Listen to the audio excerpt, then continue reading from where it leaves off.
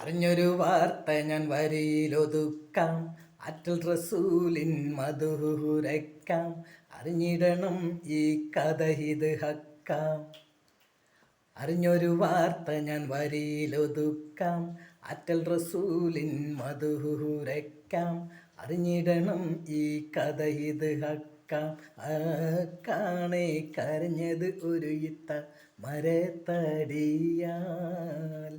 അഷ്റഫുൽ ഹൽക്കെന്ന കുത്തുബയ്ക്ക് ചരിയ മരത്തടിയാം.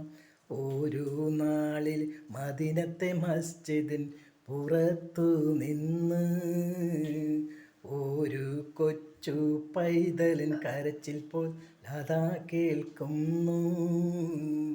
അത് കേട്ട് ശഹബത്ത് അടങ്കലും വെളിയിൽ ചെന്നേ, അതിശയ കഥയൊന്ന് അവിടമിൽ അരങ്ങേറുന്നേ.